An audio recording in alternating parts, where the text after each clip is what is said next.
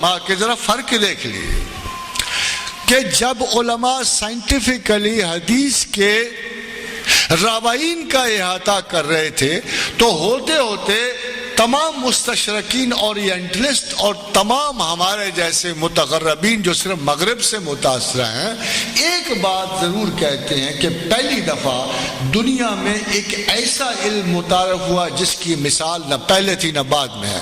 ہم اسے اسماء الرجال کہتے ہیں. 10 لاکھ انسانوں کی پرسنل اسپیوناج. 10 لاکھ اسماء الرجال میں کم سے کم حدیث کو کلیکٹ کرتے ہوئے 10 لاکھ انسانوں کے اسماء الرجال کو, ان اسماء کو ہم اسماء الرجال کا علم کہتے ہیں. ان کے بارے میں کیا تحقیق ہوئی؟ بس ان کے ماں باپ کے نام؟ نہیں, ایک ایک غلطی کی تحقیق, ایک ایک حماقت کی, ان کے حافظے کی قوت کی, ان کے دنیاوی کاروبار کی وہار کی, ان کی ذلت و رسوائی کی, ان کے کریکٹر کی پرکھ کی. خاطر حضرات ایک ایک چیز کی. اس کے بعد محدث نے کلیئر کیا کہ یہ قابل اعتبار ہے. اتنی سخت پیچیدہ.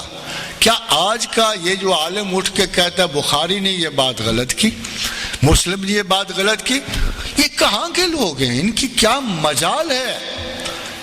یہ کون ہے جو اتنی بڑی اتھارٹیز پہ حرف زنی کرتے ہیں؟ معمولی سی حدیث ہے, جنرل کامن میں آئی ہے. بخاری نے کہی, مسلم نے کہی, ابی داؤد نے کہی کہ حضرت سعد بن عبادہ حضور کے پاس آئے, کہا میری ماں میں شہر سے باہر تھا, مر گئی. میرا دل کہتا ہے اگر وہ زندہ ہوتی تو خیرات و صدقات کرتی. تو یا رسول اللہ صلی اللہ علیہ وسلم آج اگر میں خیرات و صدقات کروں تو کیا اس کو ثواب پہنچے گا؟ فرمایا نعم, ہاں پہنچے. حضرات حدیث موجود, اس کے پیچھے وہ معتبر موجود جس کو پیغمبر فی الحدیث کہتے ہیں. اب بتائیے پیغمبر فی الحدیث کے بارے بعد کیا میں ایک ٹی وی کا اسکالر محدث سمجھوں گا جو ہر آدھے گھنٹے کے بعد ایک فضول اور واہیات قسم کے فلمی اشتہار کا انتظار کرتا ہوں کب ختم ہو, کب میں تقریر پھر شروع کروں؟ کیا یہ اسکالرز ہیں اسلام کے؟ دانشوران وقت ہیں جو جانتے بوجھتے ہوئے کہ میرے بعد ایک گھٹیا قسم کے صابن کا اشتہار آئے گا اس کا انتظار کریں گے. یہ دانشوران اثر جو ہیں اس ذریعے گفتگو کو باعث افتخار سمجھنے والے یہ علماء دین جو ہیں ان کو میں اتھارٹی مانوں اور میں کہوں کہ بخاری نے ان کے کہے پہ غلطی کی ہے. اور جب یہ حدیث واضح ہوں کہ ایک شخص نے کہا یا رسول اللہ میری ماں پر ادھار ہے ایک حج کرنا, اگر میں کیا حج کروں تو اس کو ثواب پہنچے گا؟ فرمایا اگر تیرے باپ پہ قرض ہوتا اور وہ تو ادا کر دیتا مرنے کے بعد تو ادا نہ ہوتا تو اسے ثواب پہنچے گا. خاطر حضرات مجھے یہ بتائیے کہ یہ موجود ہوں تو پھر اس مسئلے پر کیوں امت بانٹی جائے, کیوں تقسیم کی جائے؟ اس لیے کہ ایک سیمی سیوڈو انٹلیکچوئل بیچ میں بیٹھا, اس لیے کہ وہ اپنی خرافات ذہن سے ایک تعبیل ایسی دے رہا ہے, ایک سکول سے اٹھا ہوا ایک کودن, ایک غبی, ایک ضدی مولوی ایسی تعبیر دے رہا ہے. اور کیوں نہ ہو اگر کسی نہ کسی وقت چاند ایک جوہلات اس کے بھی ساتھ ہوں گے اور وہ صرف پورے دین کو سمیٹ کر اس چھوٹے سے مسئلے پہ قید کرے گا کہ یہ حدیث غلط ہے, ہم نہیں مانتے. مردہ کو کوئی ثواب نہیں ہوتا, مردہ کو کچھ بھی نہیں پہنچتا, مردہ. اچھا اگر مردہ ہے تو دوبارہ کیسے اٹھے گا؟ اگر آپ خیال کرو تو مردہ اگر مردہ ہے, اگر تمہارا رسول مردہ ہے, تمہاری ہر چیز, یہ سلفیانہ عقائد بھی کوئی چیز ہے. سلفیانہ کو احمقانہ عقائد کہنا بہتر ہوگا. بھلا پوچھو یہ کہتے ہیں رسول اللہ صلی اللہ علیہ وسلم مردہ ہے, شہید زندہ, وہ مردہ. یعنی میں کوشش کرتا ہوں کہ قرآن و حدیث پڑھوں، میں کوشش کرتا ہوں کہ محمد رسول اللہ صلی اللہ علیہ وسلم کی زیادہ سے زیادہ مطابقت کروں۔ مجھے یہ فخر حاصل ہوا کہ میں نے اللہ کے رسول کی وجہ سے ایمان پایا، مجھے یہ فخر حاصل ہوا کہ میں نے اللہ کے رسول کی وجہ سے نعمت جہاد پائی، مجھے فخر یہ حاصل ہوا کہ میں نے جہاد کیا اور شہید ہوا۔ میں تو زندہ ہوں۔ وَلَا تَقُولُوا لِمَن يُقْتَلُ فِي سَبِيلِ اللَّهِ أَمْوَاتٌ بَلْ أَحْيَاءٌ وَلَٰكِن لَّا تَشْعُرُونَ۔ مت کہو اللہ کی راہ میں مرنے والوں کو کہ یہ مر گئے ہیں، یہ تو زندہ ہیں، تمہیں عقل نہیں ہے۔ اور نہ صرف زندہ ہیں، وَنَحْنُ نَرْزُقُهُمْ، یہ زندہ ہی نہیں ہے، ہم تو ان کو کھانا بھی کھلاتے ہیں، خوراک بھی دیتے ہیں۔ کمال تصرف ہے آیات قرآن پر کہ اتنی وضاحت کے ہوتے ہوئے بھی ساتواں شہری جو ہے محمد رسول اللہ کی سلطنت کا زندہ اور دائم اور قائم اور کھانا کھاتا، اس کا پیغمبر مر چکا، اس کا پیغمبر مر چکا، قبر میں سوئے پڑے۔ اب دعا کرو کچھ بھی نہیں ہوگا، اب جو ورزی کر لو، اب رسول اللہ کو کچھ خبر نہیں تمہارے حال کی۔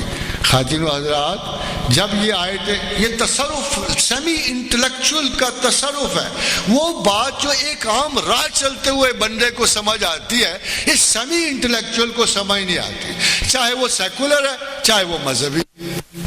اسی پہ سکول کھڑا کر دیا، اسی پہ سکول کھڑا کر دیا، امت مسلمہ کو تقسیم کر دیا۔ ایک کہیں قرآن میں ایک آیت اتر آئی، آپ کو سناؤں؟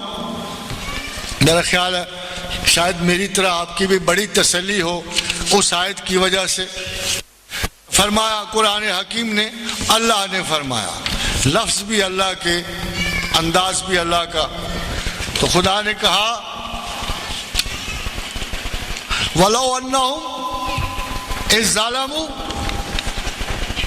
أَنفُسَهُمْ جَاءُوكَ فَاسْتَغْفِرُوا اللَّهَ وَاسْتَغْفَرَ لَهُمُ الرَّسُولَ لَوَجَدُوا اللَّهَ تَوَّابًا رَحِيمًا۔ اگر کسی نے کوئی خطا کی، اگر کسی نے زیادتی کی، اپنے نفس پہ ظلم کیا، کوئی گناہ کیا، کوئی خطا کی، تو پھر وہ اللہ سے اگر توبہ کرے، وہ اگر اللہ سے توبہ کرے، اگر کسی شخص نے خطا کی وہ اللہ سے توبہ کرے، اور اے پیغمبر اگر تو بھی اس کے لیے توبہ کی دعا کرے تو ہم بخشنے والے ہیں، تو ہم اسے بخشنے والے ہیں۔